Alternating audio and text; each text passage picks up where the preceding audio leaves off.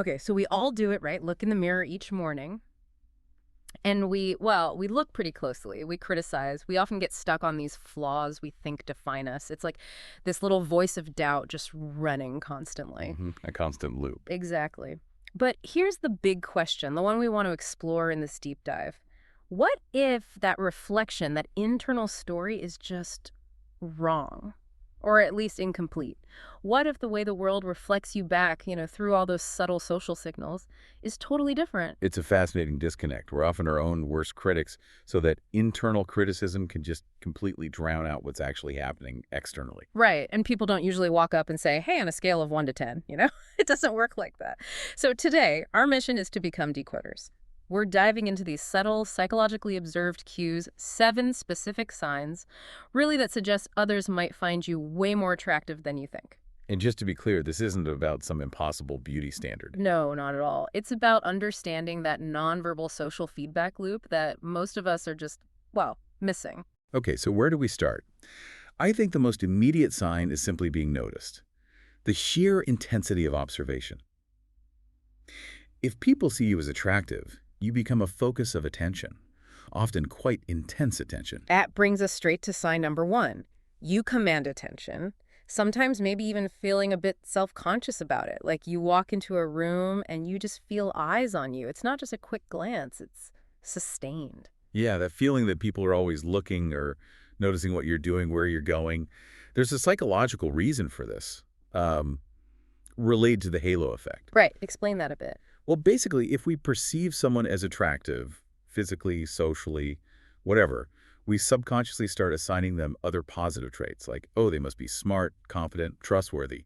Attraction acts like a powerful spotlight. That makes sense. And it even changes how people remember interactions with you, doesn't it? Like the examples, you introduce yourself, maybe at work, and they're like, oh, yeah, I know who you are. Exactly. Not because you're famous, but because your presence has already been noted, maybe discussed. Or someone remembers this tiny, casual detail you mentioned ages ago. Yeah, and you're thinking, why would you even remember that? It's because, under that spotlight you mentioned, your words just carry a bit more weight. Which leads us right into the more physical side of things, the involuntary stuff. Let's call it the body language test. Sign number 2. People tend to stare. The stare. Not always comfortable. No, definitely not always comfortable. And this is key if you're maybe not the most outgoing person, right? Yeah. This might be the main feedback you get. It's that nonverbal leakage we talk about. So what does that look like practically? Well, you might notice people looking you up and down, maybe when they think you're not looking, or trying to catch your eye across a room. Or the classic quick look away. You catch them staring, and boom, they dart their eyes away, maybe look a bit embarrassed. Precisely. That embarrassment is key. They've been caught. And think about the phrase turning heads. When you walk into a space and you genuinely cause people to physically turn and look, that's a powerful, almost primal signal. It's not just politeness. It's like a little ripple of attention. Exactly. It's often an automatic, maybe even dopamine-driven response to seeing someone they find appealing. Okay, so first, they're watching you intently. Then, what happens next? How does that observation turn into action? Well, that brings us to the next level, the pull. Let's think about attraction as a kind of social gravity. It makes people want to move closer to you. Which is sign number 3. People actively want to be near you, even if they're not striking up a big conversation. It's more subtle than that. Yeah, sometimes it's described as like hovering or benching. Right. They want to be in your orbit, even if direct interaction isn't happening or maybe feels too intimidating. So how does that play out? It could be things like deliberately going to parties or events because they heard you'd be there, or maybe frequenting the same coffee shop or library they know you like. Like calculated positioning. Sort of, yeah. The goal isn't always deep connection immediately. Sometimes it's just about increasing the chances of any interaction, even a casual hello, just being near that positive energy they perceive. Okay, so that gravitational pull gets stronger, and it seems like it moves beyond just wanting to be physically close. Right. The next step is often wanting to be like you, which brings us to sign 4. People actively seek out your advice, especially on things related to, say, style, personal presentation, maybe even dating.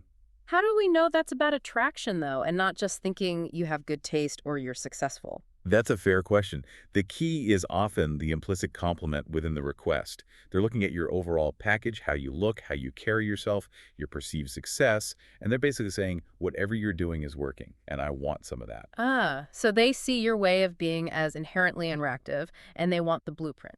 Exactly. It's a form of validation. They want to borrow your strategy, so to speak. It connects to that idea of the beauty premium, this subconscious assumption that attractive people are just, well, better or more effective at things. Yeah. Seeking your advice is like trying to get a piece of that premium. Okay, that makes sense. So they're drawn in, they might want to emulate you.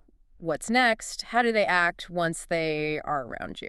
Well, often, and this is sign number 5, people just seem really comfortable around you, maybe surprisingly quickly. Comfortable how?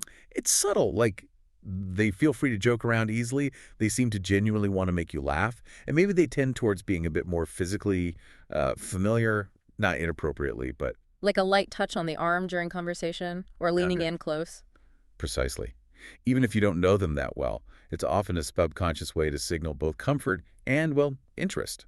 They feel safe, drawn in, and they're trying to build that connection through warmth and closeness. Interesting. Okay, so far these signs seem mostly positive or at least neutral. But attraction isn't always simple, is it? It seems like high perceived attractiveness can cause some pretty extreme reactions. Absolutely. It often polarizes responses. Yeah. You get the good, but you also get the challenging. Let's start with the seemingly positive extreme first. Which leads us to sign 6. Strangers are often really, really nice to you. And this is where you might internally debate, are they just friendly or are they flirting? And the reality is, it can also be both at the same time.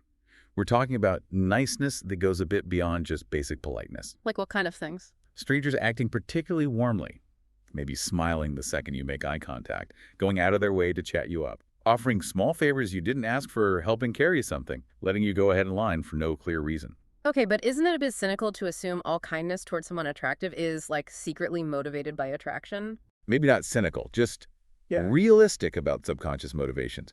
It's often an unconscious effort to make a good microimpression. It feels good to interact positively with someone you find appealing.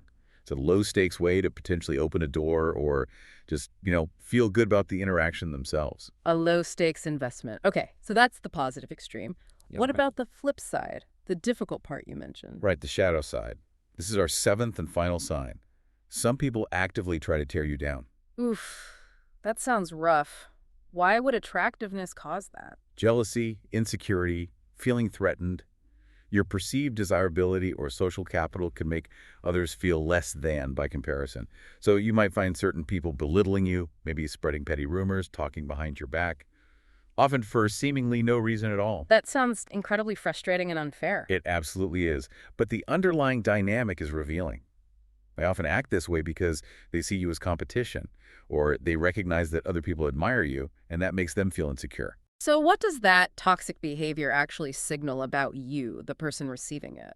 Paradoxically, it signals that they perceive your value as high enough to be a threat. When someone actively works to diminish you, it's because they recognize on some level that you have something they envy or feel threatened by. It's often called in a rather twisted way. The highest form of flattery. Exactly. Jealousy really is. It's a challenging, painful sign, but it is a sign rooted in their perception of your high desirability. Wow. Okay, so if we gather all these 7 signs, the intense watching, the pull towards you, the advice seeking, the comfort, and then these extremes of kindness and, well, hostility, it really does paint a picture, doesn't it? It forms a pattern of external feedback, of social reflection that suggests others perceive you as attractive. It's like a language being spoken around you that maybe because of self-criticism, you just haven't been tuning into. Yeah, too busy listening to that internal critic we started with. And these are powerful reflections, but we have to circle back to that core idea. Attraction, beauty, social capital.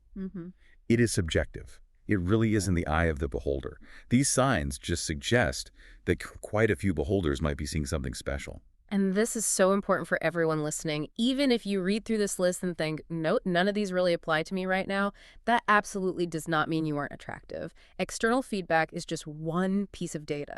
And it can be a flaky piece of data Yeah. at that. It changes. Relying on strangers staring or people being jealous to feel good about yourself, that's building your house on sand. What truly matters is the internal compass. Right. At the end of the day, the most vital assessment, the one that really sticks, is your own. Self-perception, self-worth, that's the foundation. Absolutely. So we really encourage you to actively, consciously start looking for and appreciating all the amazing things that make you uniquely you. Your confidence, your quirks, your strengths. Whatever it is that makes you magnetic in your own way. Exactly. Focusing on and valuing that is how you build real, lasting, self-owned desirability, not waiting for the world to give you permission.